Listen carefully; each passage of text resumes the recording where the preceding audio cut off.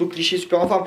Evra, bon là, Evra vient de se blesser, mais Evra est vraiment bien en forme aussi ces derniers temps. Il a fait un énorme match contre Chelsea, là, Manchester-Chelsea le 3-0. Énorme match. Il a été magnifique. Ouais. Alors après, bon, Evra, c'est un peu, c'est un peu aussi une petite ennemi dans l'équipe de France. Ouais, c'est un peu comme Benzema, c'est qu'on a toujours attendu de lui, mais il a toujours été un peu en dessous des attentes. Ouais, mais surtout que Evra, sur son côté comme ça, un latéral, de toute façon, il est vraiment, lui, c'est vraiment le joueur qui est tributaire aussi de la philosophie que veut instaurer le coach. On voit que Vieira à Manchester ou Evra à Manchester avec Ferguson, bon l'an dernier c'était avec Queiroz et tout, voilà un jeu supra offensif où de toute façon on lui laisse beaucoup de liberté parce que derrière il y a Vidic ou Ferdinand qui couvrait énormément ses montées parce qu'on sait qu'Evra c'est presque un faux milieu gauche qu'on a redescendu d'un cran. C'est un mec qui peut apporter vachement offensivement mais qui c'est vrai de toute façon automatiquement après il laisse un peu des espaces derrière.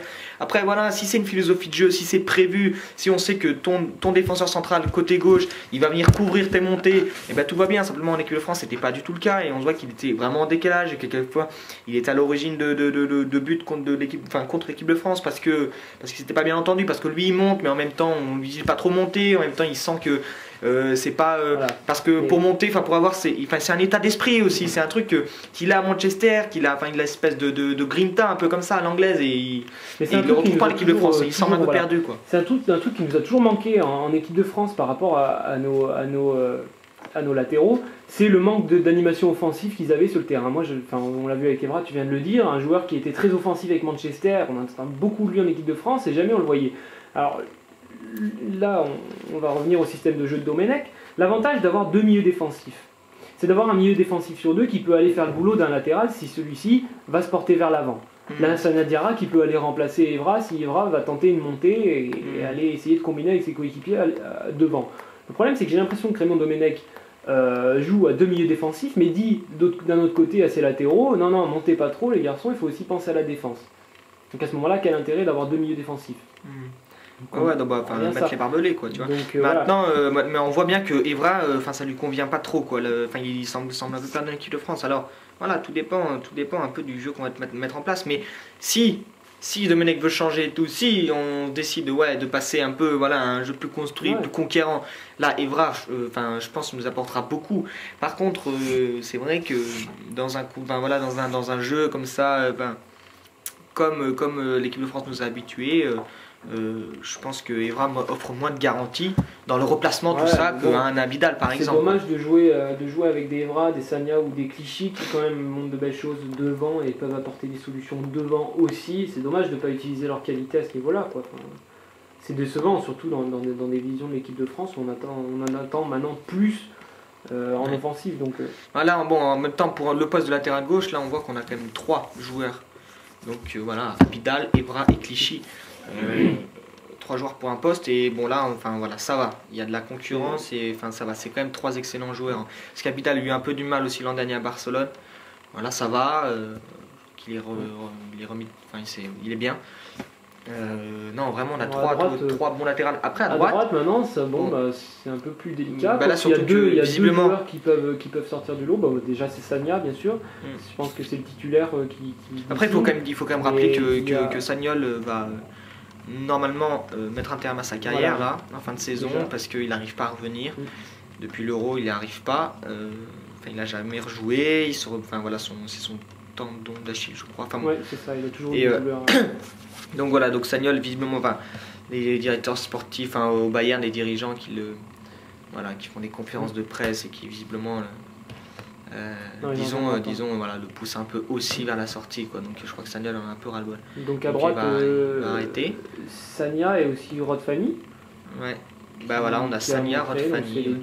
Après bien sûr il y a les 2 Lyonnais, Claire et Veillère qui sont pour l'instant blessés, mais ils vont revenir. Pas du tout, surtout que Domenech montrait pas mal d'affection pour François Clair. Maintenant entre un François Clair et un Sagna, tout dépend du système de jeu. Même si tu demandes à Sagna de ne pas passer la ligne médiane, je pense que Sagna un meilleur boulot au-dessus. Après Sagna, Fanny, c'est vrai que Fanny fait des grosses saisons, il arrête pas de progresser, il arrive un peu sur le tard, il a déjà 28 ans, mais c'est vrai que Fanny, grosse densité physique. Après techniquement j'ai l'impression, c'est vrai, il a fait un super match contre la Serbie. Bon, après j'ai l'impression que voilà, techniquement, Sani a plus On de peut plus en capacité. attendre de lui au niveau même de sa jeunesse. Après, hein, après Fanny, c'est un, voilà, enfin, c'est une bonne concurrence aussi, quoi. Bon, on peut terminer avec les défenseurs centraux.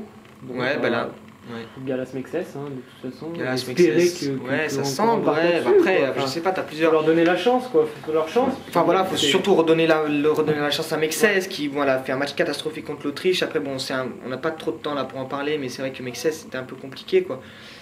Maintenant, bon, on lui redonner sa chance, qu'il prenne confiance parce que automatiquement, s'il est mis dans les bonnes conditions, Mexès c'est vraiment notre défenseur central, quoi, d'avenir. Surtout que derrière, Après- au niveau des remplacements, au niveau de la défense centrale, c'est quand même un petit manque. Hein. Bah, je sais pas en même temps, parce que là, t'as la paire Escudé-Schillaci qui au FC Séville. Qui au FC Séville est titulaire tout le temps et donc ça peut être une bonne solution aussi ça peut être une pourquoi bonne pas. solution.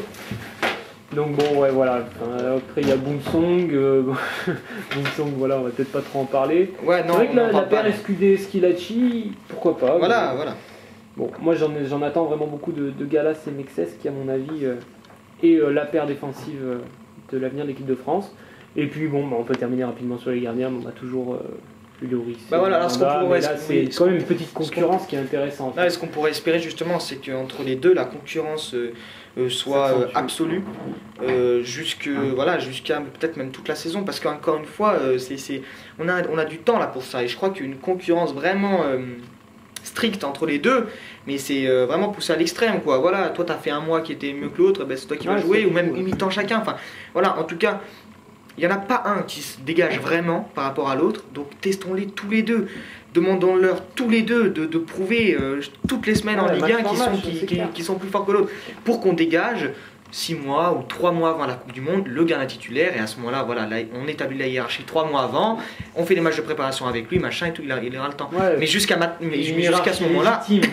allons-y, bah oui, bien sûr. Parce que pour l'instant, Et puis la même, hiérarchie c'est annoncée les par faire Raymond progresser tous les Domenech, deux voilà. aussi. Parce qu'aujourd'hui, la hiérarchie proposée par Raymond Domenech, même s'il dit toujours que la hiérarchie est instable, etc., c'est quand même Mandanda devant Lloris.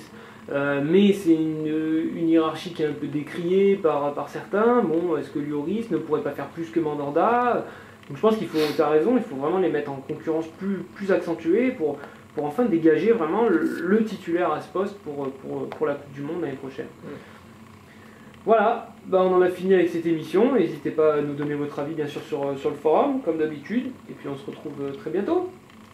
Merci Ouais. Tristan. Allez, merci, salut à tous. Ciao à tous.